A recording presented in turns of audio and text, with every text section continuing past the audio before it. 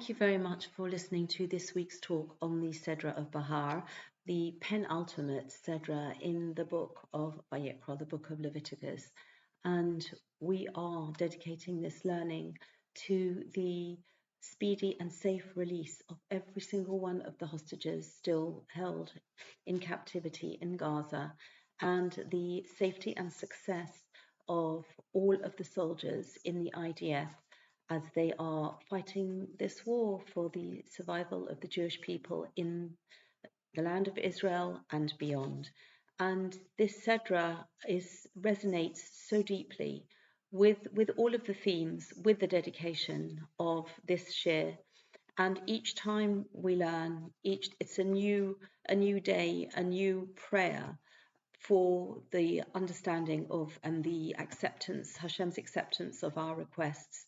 And this is something that ties in because I believe that we've got a combination of mitzvahs in this week's Sedra that cause us to understand more clearly our relationship with Hashem, our relationship with other people, and our relationship with the land of Israel. And we are living all of these aspects real time as we navigate these challenges. And I think that by focusing on the words in the Sedra, we are going to be able to manage the challenges, to stay the course and not be overwhelmed by the overwhelming nature of everything that we're facing, all the many battlefronts that we are having to fend off enemies, whether it's the physical actual battlefields, whether it's the battlefields for hearts and minds, and supposedly international arenas for justice and common humanity and truth, which seem to be really completely the opposite representative, whether it's the United Nations or the ICC or the ICJ, all of these bodies that are really denying their own job descriptions by constantly pursuing a narrative that is effectively taking away the right of the Jewish people in the land of Israel to defend themselves. And so I think that when we look at all of these three aspects, we look at the words of the Sedra and what it tells us about our relationship with Hashem and relationship with other people and relationship with the land of Israel. And the perplexing nature at the very beginning of the Sedra is such that it's we have these words which are being said, Behar, and what does that mean? The mitzvahs that were said literally in the mountain. That's Vayikra, Leviticus chapter 25.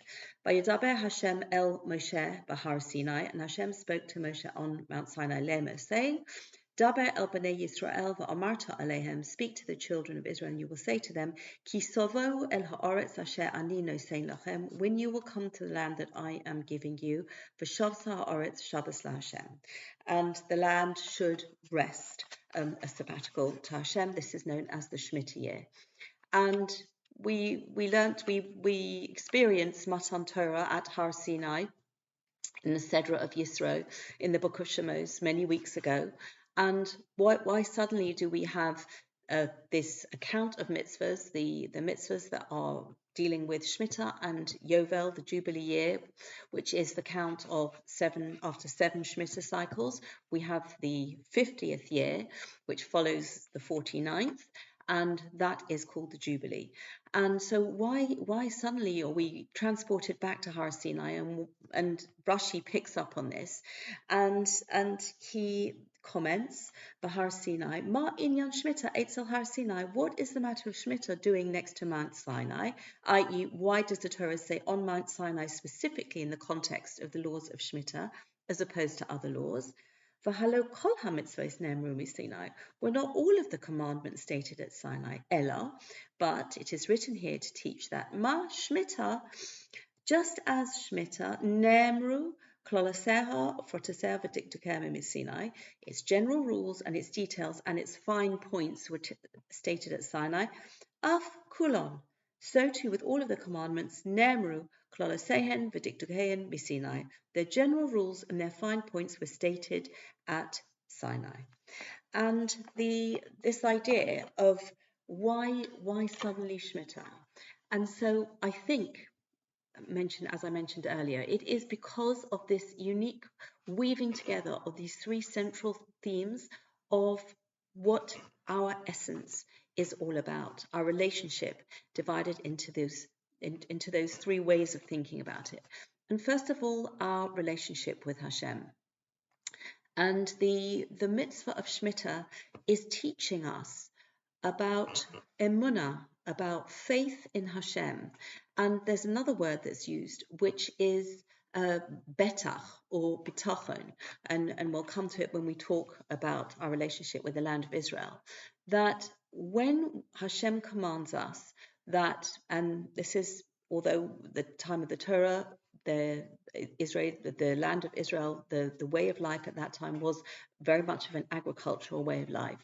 And so to tell the entire population that they need to desist from working the land, and this is going to be a dedicated time to Hashem, and not only that, that it's going to be a great leveler, it's going to be a great way of teaching humility. And that also connects with how we have our relationship between us and other people.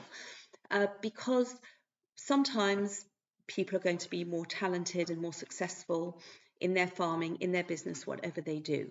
But when everybody has to put down their tools and people are free to go into any field and take from the produce of that field, and everybody is on a level playing field, and we have to, in this way, really show our trust for Hashem and use that time to develop our relationship with Hashem. And it is a challenge. It is an nisoyon. And it means that we peel away the illusion that we are responsible and all of my benefits, my success has come because of my hard work, my ingenuity, my muzzle, my fortune. So all of it has happened because I was trying so hard and working so hard. I have an amazing work ethic, which is a good thing, and we're not debating that. But this rhythm of once every 7 years, that there is, like we have it reflected in the week, 6 days we work and we cultivate a work ethic, we cultivate the fields, we cultivate our businesses. But on that Shabbos, we put down our tools and we step back. And in that pause, we can internalize that everything I have, everything I am, is from Hashem. And how am I going to justify all of that? How am I going to turn all of my gifts and my situation and my potential into a vehicle of serving Hashem and coming closer to Hashem? So I think that this mitzvah of shmita is a significant way. The mitzvah of shmita that we're told about, it is not just about an agricultural protocol that requires land to lie fallow. The time lapse of 6 years actually is too long. If that were the case, I think it's normally 3 years. There's a 4-year cycle if you want to replenish the nutrients in the soil by enabling when the land lies fallow, it's a chance for it to get back the various important elements that make soil fertile. But once every 7 years is just too long a gap. So that is the first aspect of the reason why shmita, this mitzvah of shmita and yovel, is singled out as because of that, the focus and that special aspect of emunah that it teaches us that grows from the way that we observe shmita and the lessons that we learn from that. And then in this week's Sedra, we also have the very connected to, I think, the mindset that shmita is going to imbue the people with, that there will be a greater realization, greater humility that everything comes from Hashem. the way we treat other people. And if we look at chapter 25, verse 35, that this is how we treat people who have less. If your fellow, your brother actually, the literal translation of achicha, becomes needy, and his hand is wavering, imoch, with you, and you should support him before he becomes completely destitute. Ger v'soshav v'chai imoch. A convert or a resident person who lives with you. Al tikach me'ito neshech. Do not take interest from him. V'sarbis. V'yoresom Elohecha. It says a double sin. If you you should fear your God. V'chai ochicha imach, and your brother will live with you. So, in this climate of humility, in this climate of understanding that the gap between the haves and the have-nots is really quite an illusion, and everything that we have is from Hashem, that we need to be able to relate to somebody who, and the example, the focus is given of somebody who is in economically challenging situations. First of all, the Torah refers to him as achicha, your brother, that we shouldn't feel that they are some kind of distant individual and I'm sort of coming down from my lofty heights and doing them a great favor. They are my brother. I am close to them, and I need to feel that sense of family, that sense of connection. And I need to I would want to help my blood brother. I would want to help this person who is struggling financially. And this through the vehicle of the economic situation of somebody's struggles in the financial arena, that my behavior towards this person is, again, there's something that the Sedra is combining together with my emunah, my belief in Hashem, which it really involves the concept, the core concept that Hashem gives me everything that I need, and that is not a reason for me to be arrogant and to be selfish and to think that it's mine. And I am going to be looking outwards to see how I can help somebody who has less than me. And the third very central aspect of the connections that are woven together in this week's Sedra, which I believe make it a universal, make it uniquely appropriate, that it should be used as the example of the comment that all of the Rashi's comment that all of the details are given, that the highlight, the focus is very much on this week's Sedra and its contents, is the unique connection between Yisrael and Eretz Yisrael. And if we look at the opening posuk of the opening psukim of chapter 25, Ki sovo el haaretz asher ani nosein lachem. When you come to the land that I am giving you, v'shavsa haaretz Shabbos laHashem, and the land shall observe a Shabbos rest for Hashem. And this is a mitzvah that applies in the land of Israel, and it is a part of our national destiny. The words of the Torah are giving us unique opportunities in the land of Israel to perform these mitzvahs, to be able to understand that Hashem gives us the land of Israel on an ongoing basis. This verb is used in the present tense, and this is a gift that requires us to develop our connection with Hashem. And the special relationship that we have with Eretz Yisrael, with the land of Israel, is a unique, because very often when people talk, other people talk about the land where they were born, they'll call it the motherland or the fatherland. But the relationship that we have with Eretz Yisrael is more like a marriage.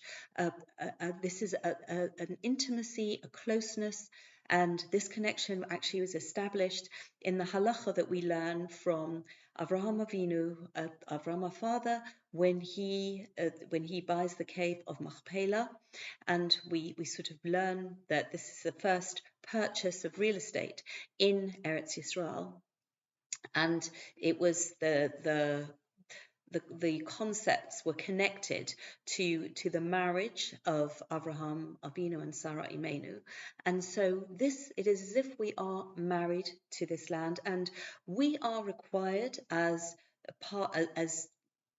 the corollary of being deserving of this gift is the faithfulness that one expects, that the concept of marriage is embodying, that we have this faithful relationship with the land of Israel and the standards of moral behavior that are expected, that we are told that otherwise that the land will vomit you out. So Hashem this is the promised land, but it is a promise that requires, that gives rise to obligations and standards of behavior on our part.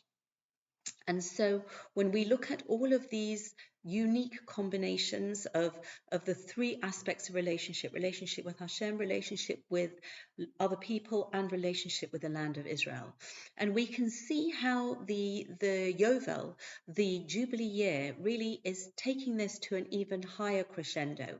And this is the unique concept. And if we look at the Psukim, it is chapter 25, verse 10. The Sedra actually consists of the long chapter of 25 with just two psukim of 26. So verse 10 reads, V'kidashtem es shanas hachamishim shana, and you will sanctify the 50th year, ukrosem dror ba'oretz, you shall proclaim freedom in the land, l'chol yoshveha, to all its inhabitants. Yovel he, it is a yovel year, tiyeh lochem for you, and this is the origin of the word Jubilee. V'shavtem ish ala chuzoso, v'ish el mishpachto toshuvu. And each man shall return to his ancestral heritage, and you shall return each man to his family. It is a yovel. And we can see Pasuk Yud base 12, Ki yovel hi kodesh tieh lachem. It is a yovel, it shall be holy to you. Min hasodeh tochlu es tevuasa. You will, from the field, you may eat its crop. And so we see that this yovel is going to actually require 3 years, in fact, of abstention from working of the land. And Ramban Nachmanides explains that the word yovel is connected to a word that means that that we are able to walk freely, that this freedom that we get, the word dror, which we translate as freedom, which is connected to yovel, is this expression of being able to walk about wherever I want. And this is something that a slave cannot do. And Rashi understands the yovel and the word dror as connected to the blowing of the shofar, which is sounded on this 50th year. And the things that we were asked to observe in this yovel year were firstly that people were not allowed to work the land, and also everybody had to return to their original holding, to their original heritage of the land of Israel. And so again, it was a way of bringing a great level of economic equality, that there was a certain reset. It was a reset button. And this message, it actually was a way of expressing the freedom to realize that Hashem is we're getting everything from Hashem, and our own personal input and achievements are important, but they are not definitive. And the idea of the Jubilee, we can see this has actually been adopted by many other cultures and other people. And so this is the words that were said, actually, I would like to quote from the words of Rabbi Riskin, and he writes in his book Torah Lights, and he talks about the yovel, and he says, with the Jubilee year, we experience the intentions of our most profound national good and universal vision, when the chains of slavery and economic deprivation are removed, and a life dedicated to human values, economic opportunity, and human rights for every person on the planet may finally be achieved. And I think that that is a beautiful way of expressing how, in the space that shmita and yovel create, that we are able, we peel away the layers of our ego, the actual drains on our time of being busy in the workplace, in the work week, and we look at everything as a gift from Hashem, and we let that influence the way we have a relationship with Hashem, with people around us, and how we appreciate the unique value and sanctity of the land of Israel. And please God, we should have the merit to see these words as we are returning to the land of Israel, as we merit to see the realization of all of the prayers that are specific to our current situation, and beyond that, the prayers for our redemption, so that we return as a whole people and we observe in the land of Israel the mitzvahs of shmita and yovel in the time of a rebuilt Beis Hamikdash. Thank you very much for listening, and wishing everybody Shabbat Shalom.